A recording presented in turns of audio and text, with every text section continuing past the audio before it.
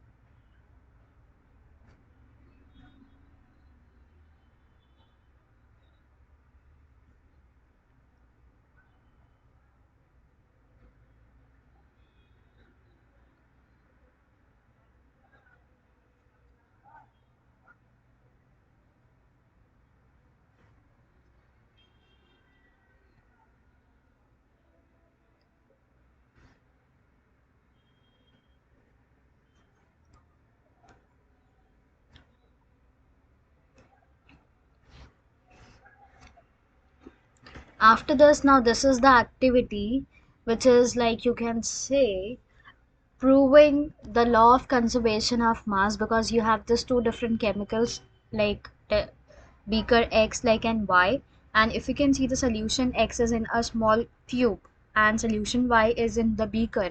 So once you have to measure it without mixing the solution X and Y, and after that, after measuring it, after weighing it, you're going to mix both the solution X and Y and you're going to weigh it again. And when you do so, you will find out that the mass of reactant will be equal to the mass of the product, and that is how we can prove law of conservation of mass. Okay, but before I proceed further, I want you all to please go through this activity properly, like just read out whatever they have tried to explain you, because when you write the answer or when you brief about law of conservation of mass, you will have to like add this thing to, you can say, you will have to add on to this thing because this is very important. Okay,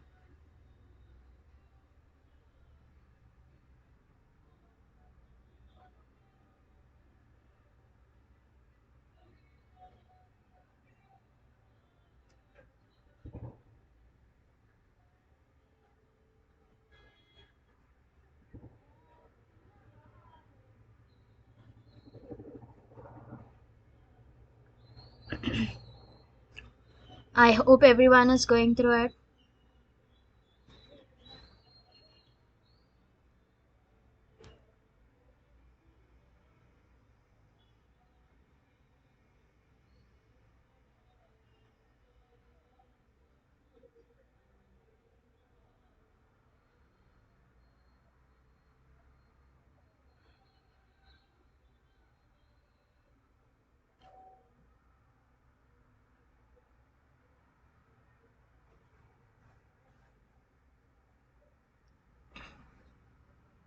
I hope everyone is going through it.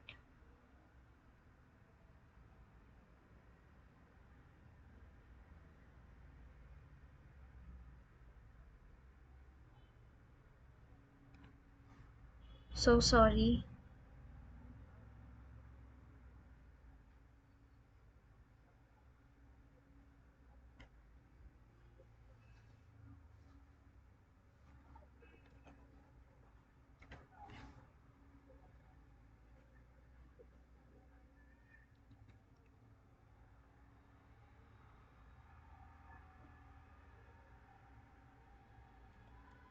So I hope everyone is going through it.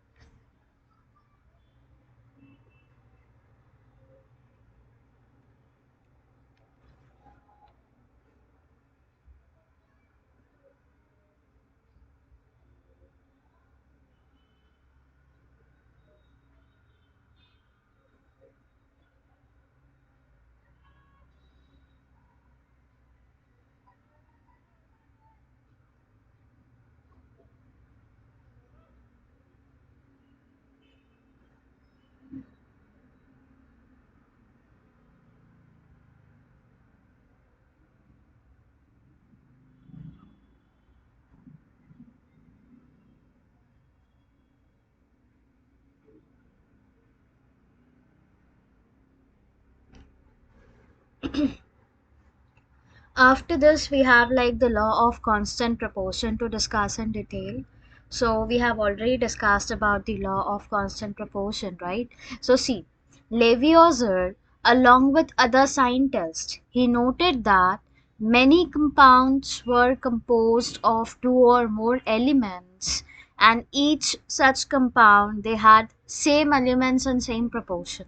So here, if you remember, we have discussed with respect to water, and even we discussed it with respect to ammonia. Now, when it comes to compounds such as water, water is always made in the ratio as like 1 is to 8. So it will have 1 per, like you can say 1 gram of hydrogen and 8 gram of oxygen. When they have been combined together, that is how we get one compound of water, that is 9 gram of water. If we decompose them, it is going to have 1 gram of hydrogen and 8 gram of oxygen, right? And similarly, when it comes to ammonia, ammonia is going to be formed in the ratio 14 is to 3 by mass, right? It means, how does it works according to y'all?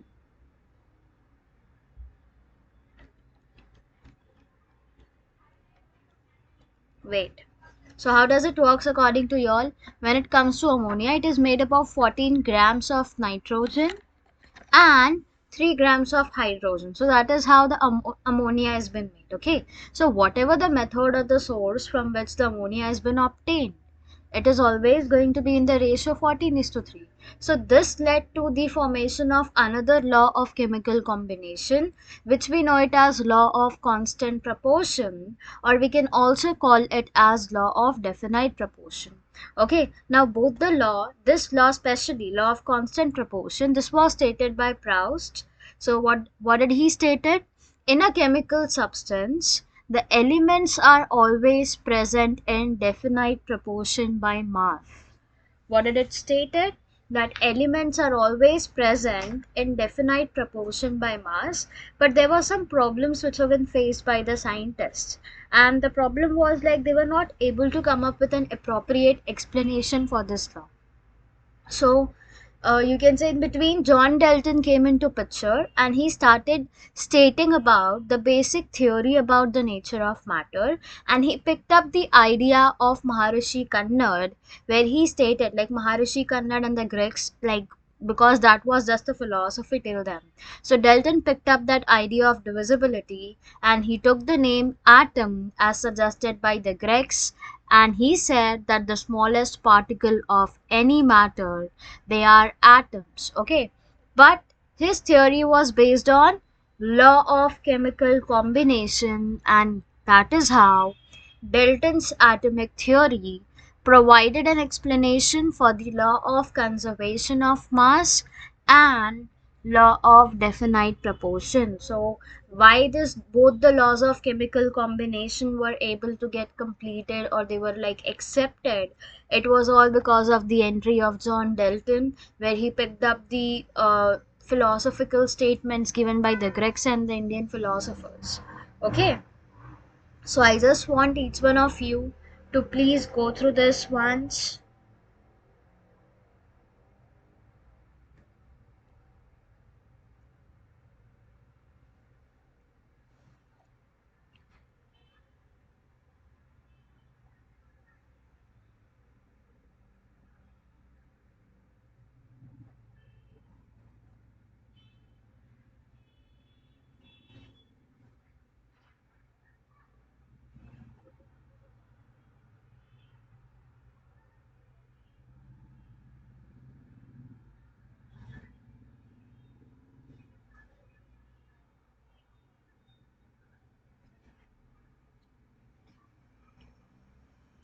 I hope everyone is going through this slide.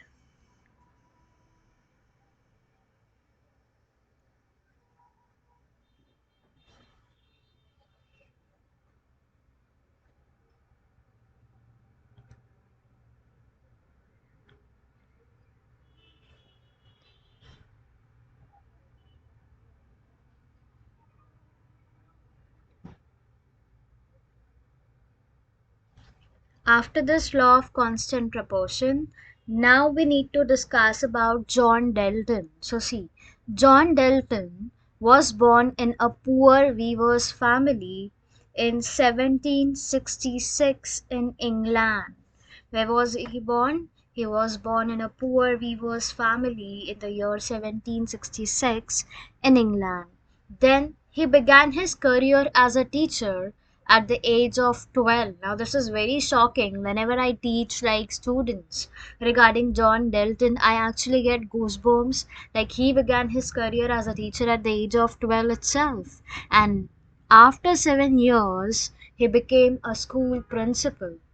So in 1793, Dalton left for Manchester to teach mathematics, physics, and chemistry in a college, because his like teaching career started at a very early age. He became the principal, and then he left to Manchester so that he can teach students mathematics, chemistry, and physics in college. So he has spent most of his life there teaching and researching, and in 1808 he represented his atomic theory, which was a turning point in the study of matter. Okay, so like while he was doing his research and teaching students with respect to it, he presented his atomic theory, and that was the turning point in his life. Okay, because his research became successful, and now we are studying about him, who is actually Don Dalton, right? So that was a turning point in his career. So we will study more, but like I want you all to please like take few statements on John Dalton. Like don't write every point. The points that you feel is important, you can write that.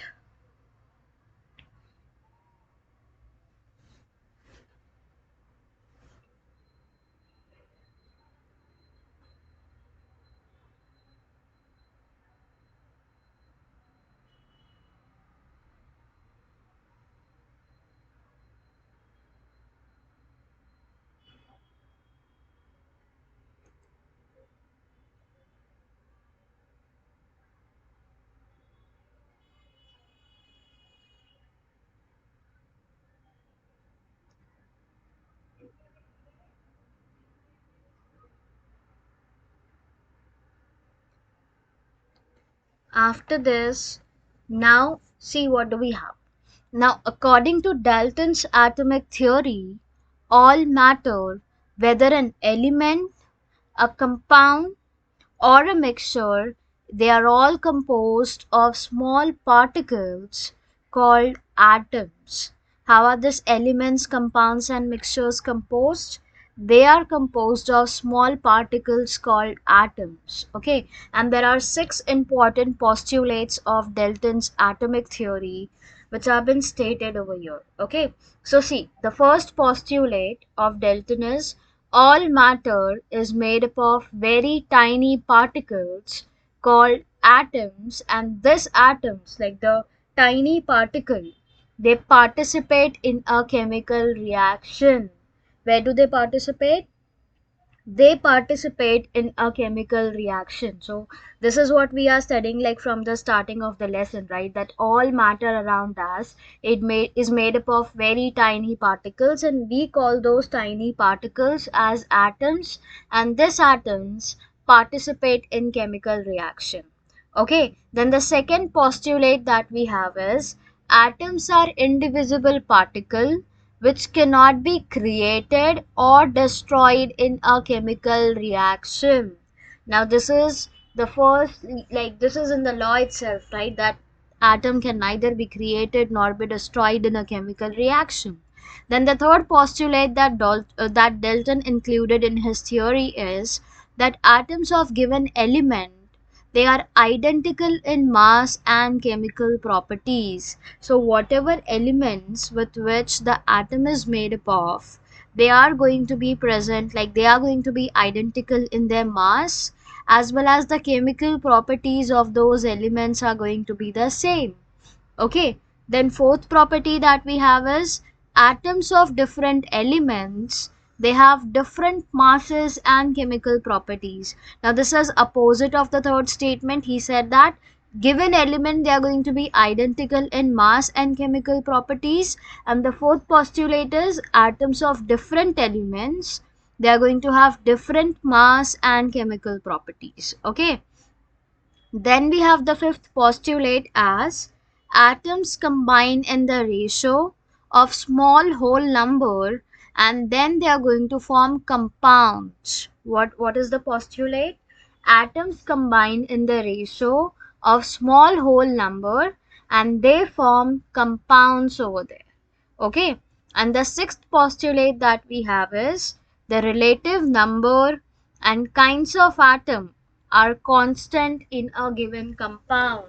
So whatever kinds of atom that we have and the relative number of atoms that we have, they are going to remain constant in a given compound, and we will be studying more about this atoms and all in the next chapter, that all atoms are made up of still smaller particles. So we will be discussing about protons, electrons, neutrons over, like when we study more in detail about atoms, that time you will come to know that. Okay,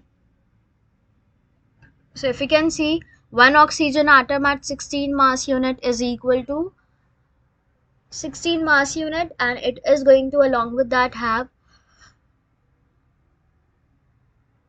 two hydrogen atoms, so it becomes two mass units. So total it is like made up of one water molecule is made up of 18 mass units. So this is just an example, but all the six postulates of Dalton are very important because like they were the supporting statement for proving, you can say, for proving both the law of chemical combination. And I want you all to please take a note of all six statements, revise it, learn it, and understand it. Most importantly, you understanding all the six postulates are very important. Okay, so I want you all to do this quickly.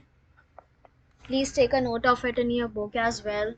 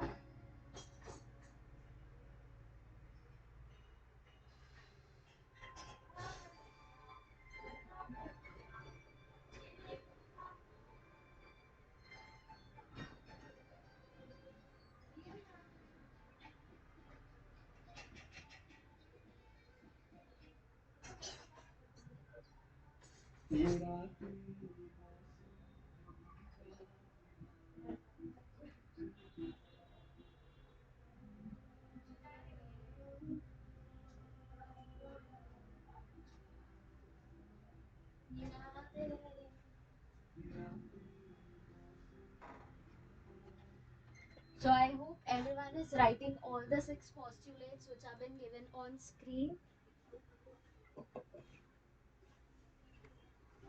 Now this all the six postulates, as I'm repeatedly telling you, that they are very important, right?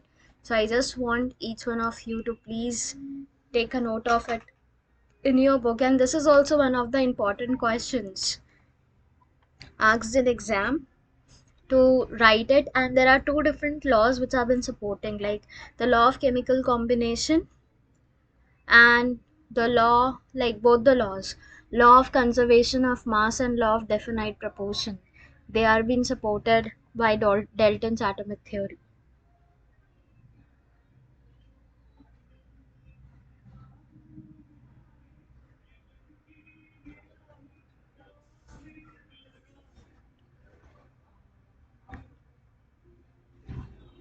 I hope everyone is writing it, and you need to be quick with it as well.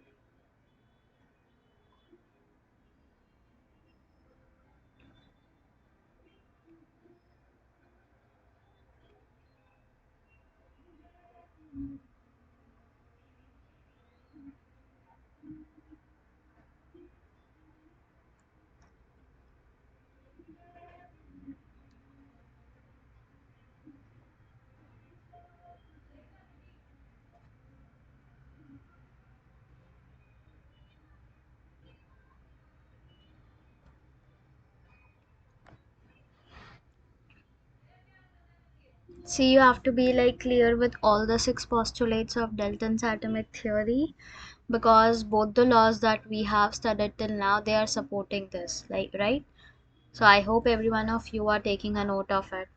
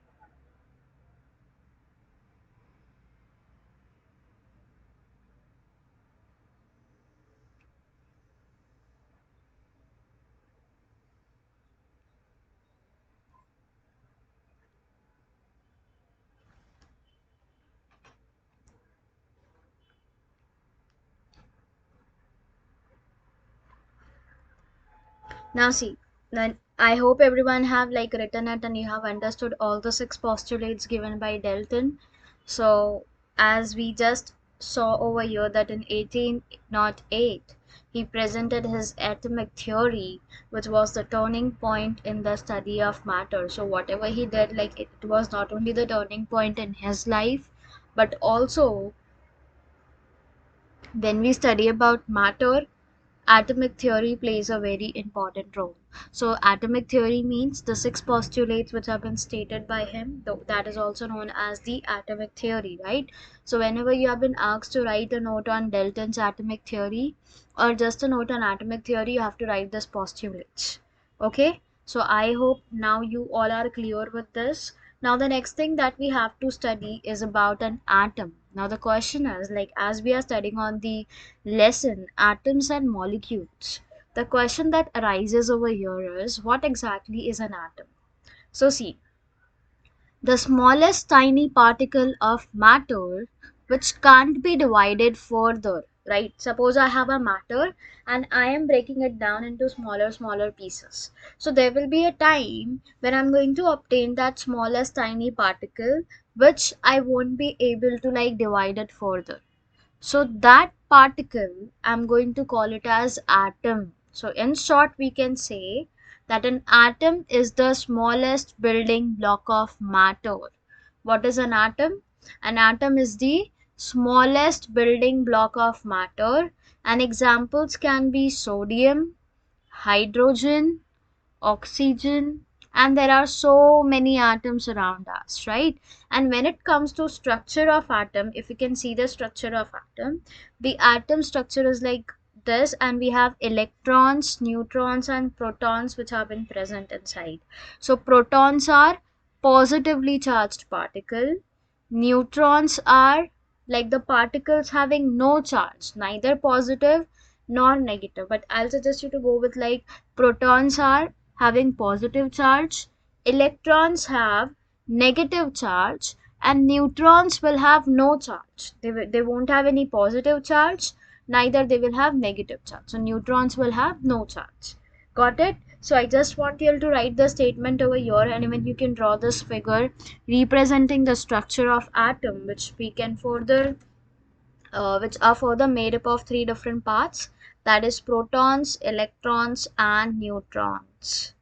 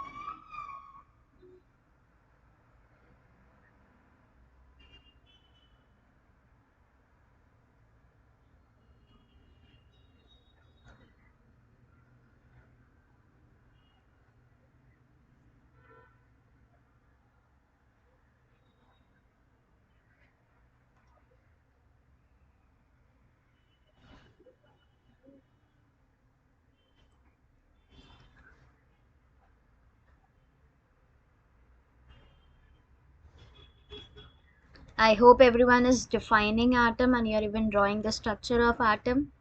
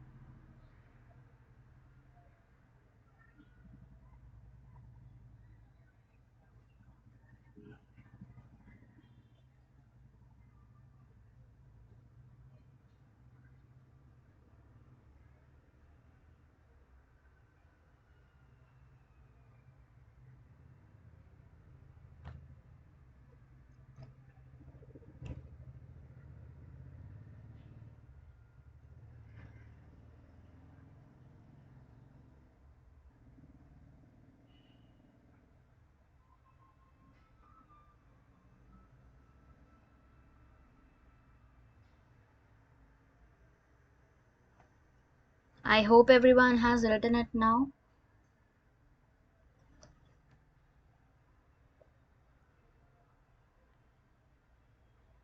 So now the question comes as, now you know what are atoms, what are they made up of. So now the question comes as, how big are atoms? Okay.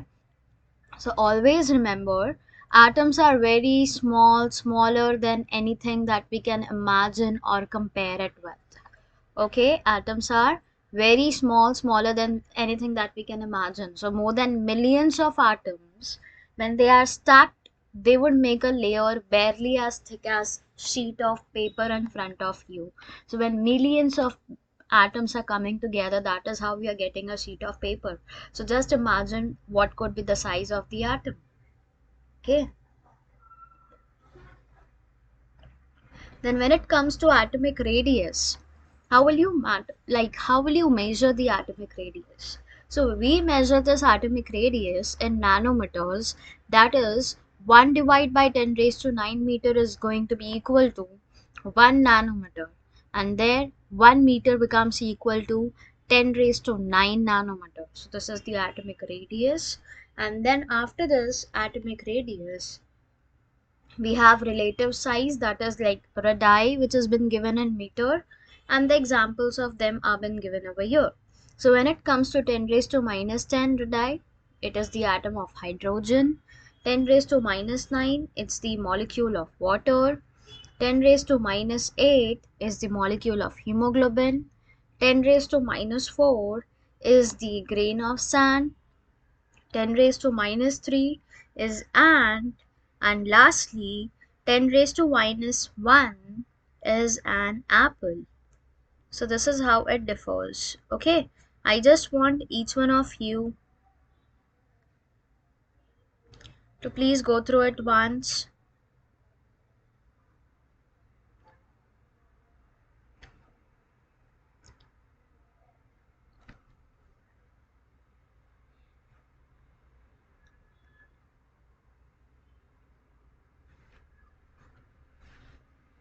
So you can even write like the radii with an example. You have to compulsorily write the atomic radius has been measured in nanometers, and then they, like when millions of atoms come together, that makes up the sheet of the paper. Okay, so I hope everyone have understood this topic, and you can imagine now the size of the atom as well.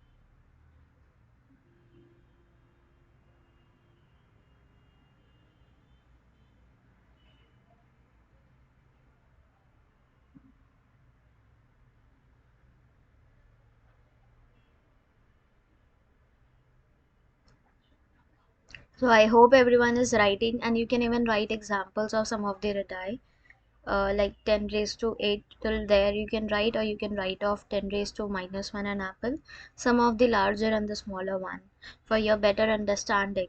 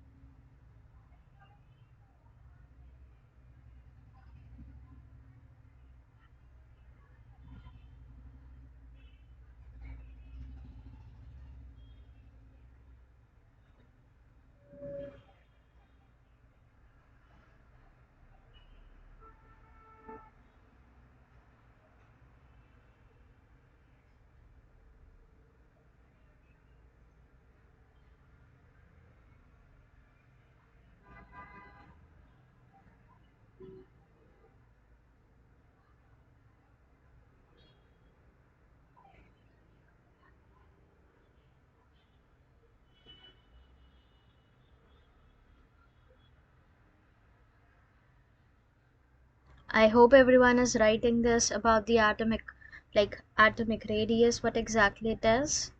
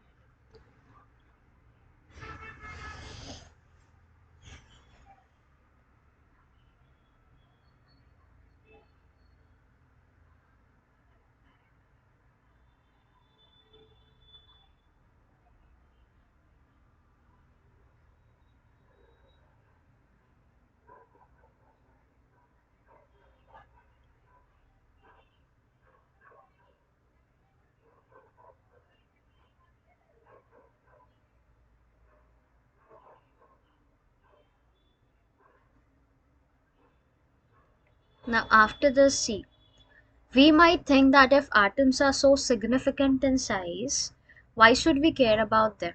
This is because why we need to take care, like why we are caring about them so vigorously is because the entire world is made up of atoms, and we may not be able to see them, but they are there and they are constantly affecting whatever we do. So there are some of the modern techniques which are available nowadays which can produce magnified images of the surfaces of elements showing atom. So now, because of the technological advancement, everything has been possible now, and even we can even visualize this magnified image of the atoms now. Okay.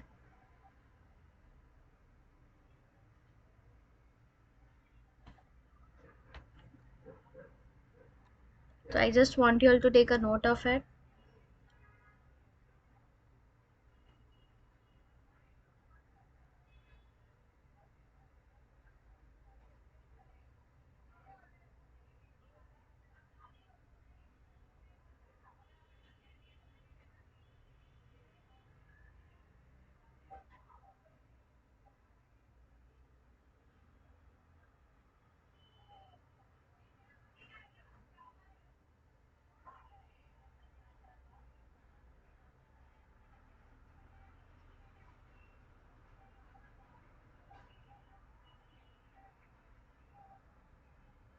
So now I'll stop for here today. In the next part, I'm going to start with what are the modern day symbols of atoms of different elements. So I just want you all to please go through the symbols which have been given on over here. Just go through them once and we will study more about them in the next part. But I want you all to have a basic idea on it for now, so that when I'm teaching you properly, that time you're not getting confused, you have a basic idea on it. Okay.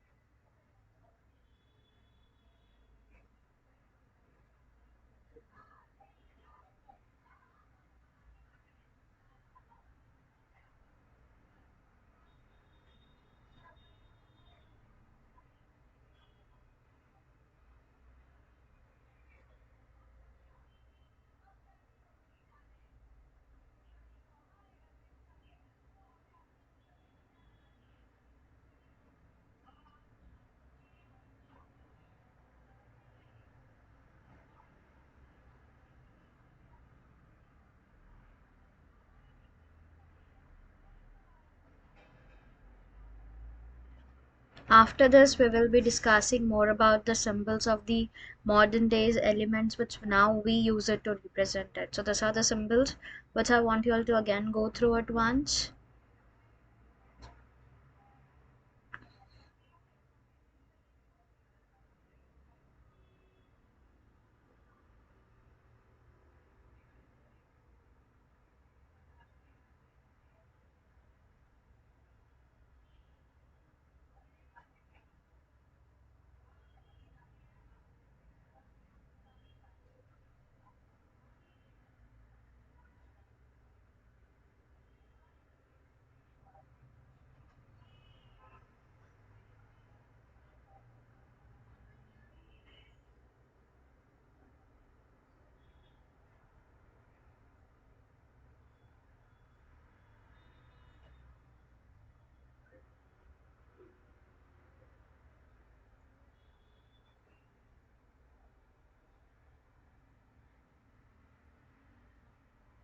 Okay, then we will be discussing about atomic mass in detail. What exactly are atomic mass, because that is also very important, so we'll be discussing that. And here we have like the elements with some of the atomic masses given over here. So I just want each one of you to please have a quick glance through this point as well.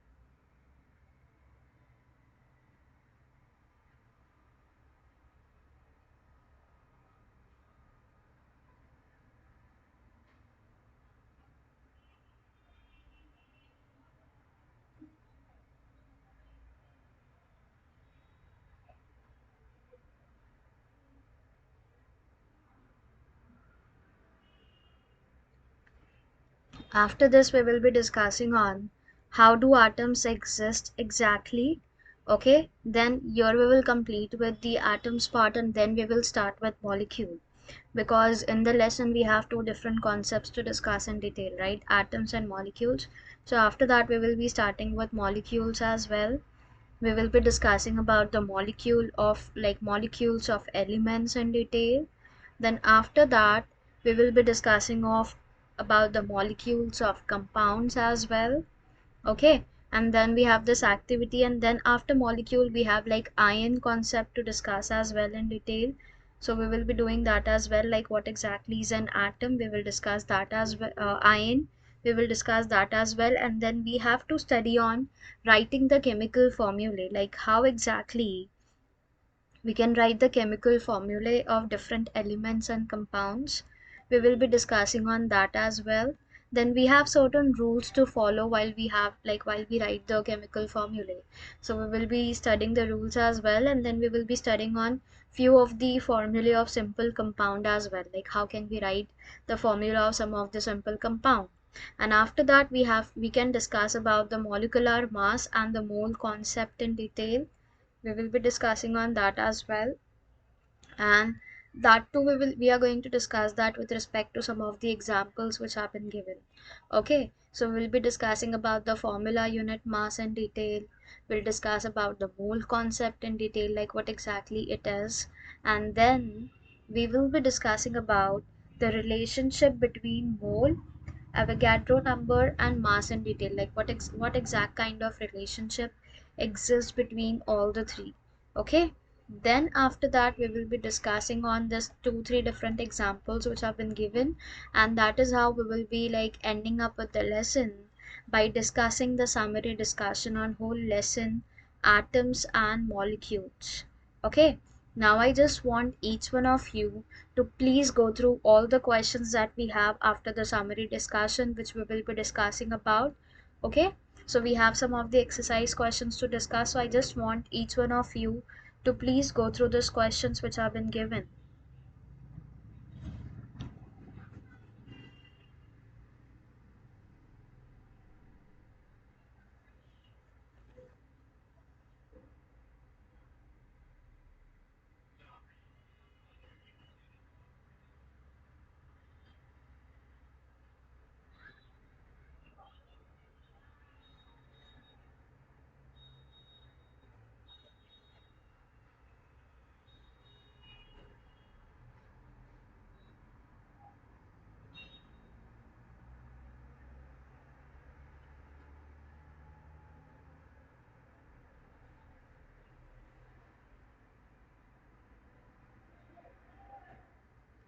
I hope everyone is going through the exercise questions shown on screen.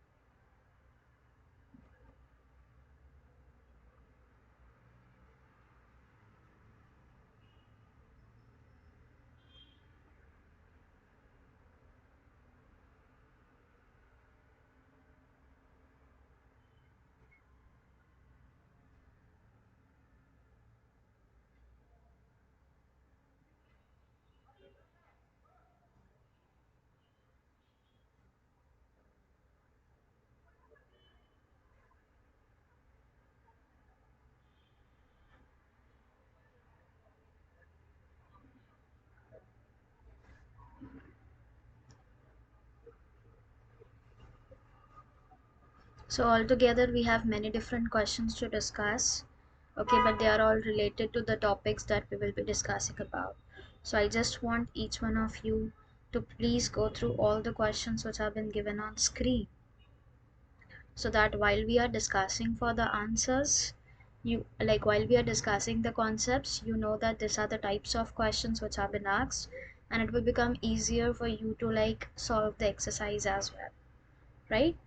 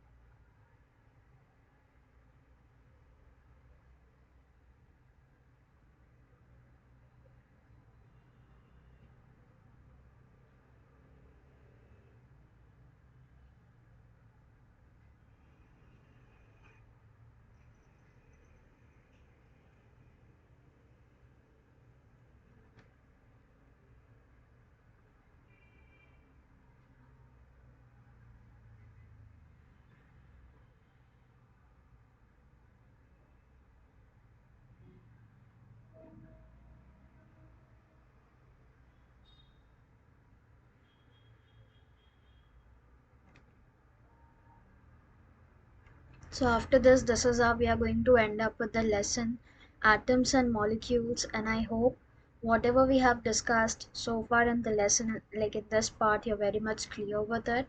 The rest of the concepts which have been left for the lesson, atoms and molecules, I will be doing that in the next part. Thank you everyone.